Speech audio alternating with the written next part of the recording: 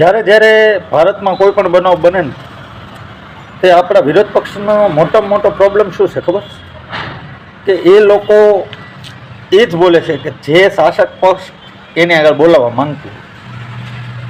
અત્યારે ઓપરેશન સિંદૂરની વિરુદ્ધમાં કાંઈ પણ બોલવાની જરૂર છે જ નહીં, પણ તોય વિરોધ પક્ષવાળા ઓપરેશન સિંદૂરની વિરુદ્ધમાં મન ફાવે એવા નિવેદનો આપશે જે શાસક પક્ષને ફાયદાકારક છે.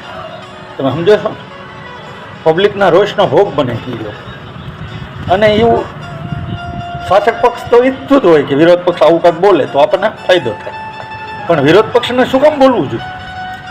તો હવે તમે એને પૂછો કે તમે શું કામ બોલો, તો એમ કહેશે કે આ મોદી સાહેબ છે ને એ આ ઓપરેશન સિંદૂરનો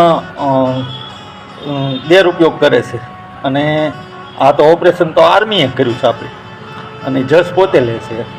તો પછી તમે એને તરત પાછો બીજો સવાલ કરો ને કે 1971માં જે લડાઈ થઈ એમાં પાકિસ્તાનના 2 ટુકડા કર્યા આપણે, તો એનો જજ તમે કોને આપો? તો એ એમ કહે કે એ તો આયરન લેડી ઇન્દિરા ગાંધીજીએ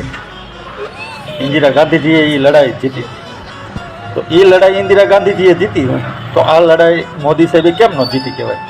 એમ પૂછો તો પછી એ કે નહીં, આ તો આર્મીએ જીતી, એ લડાઈ ઇન્દિરાજીએ જીતી હતી. ત્યાર પછી એણે 35 થી 40 વર્ષ સુધી એનો ઉપયોગ કરીને એક હથ્થું શાસન કર્યું ભારત ઉપર. એટલે લાભ તો ભાઈ બધા લેતા હોય, હિંમત તમે દાખવી હોય તો એ હિંમત તો અમારામાં હિંમત છે એવું તો બધા બોલે, પણ વિરોધ પક્ષને વિરોધ કરતા નથી આવડતું. વિરોધ કરવાના કેટલા બધા મુદ્દા છે, બેરોજગારી છે, પછી આર્થિક રીતે અસમાનતા છે જેની આગળ રૂપિયો છે. અત્યારે ભારત દુનિયાની 4થી મોટી અર્થવ્યવસ્થા બની ગઈ, પણ જેની પાસે નથી એની પાસે તો ખાવાનાય નથી, ખીચડીનાય નથી ને, અને જેની પાસે છે એની પાસે અઢળક છે.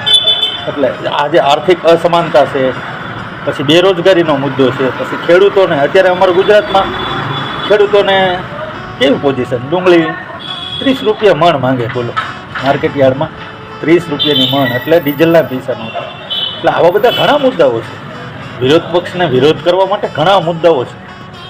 ચોથી અર્થવ્યવસ્થા બની ગઈ ભારતને, એટલે વિકાસ થઈ ગયો, પણ જે લોકો ગરીબ છે એના ખીચડીનાય નથી. એ તો તમે વિચાર કરો, જેની પાસે રૂપિયો છે, મોટા મોટા ઉદ્યોગપતિઓ પાસે આજે અર્થવ્યવસ્થાના 50%થી વધારે પૈસા તો એ 4-5 ઉદ્યોગપતિઓ પાસે જ છે.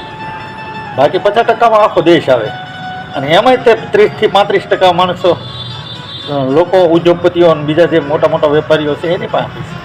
બાકીની પબ્લિકને માથાદીઠ આવક તમે જુઓ તો બહુ ઓછી છે. એટલે આવા ઘણા મુદ્દા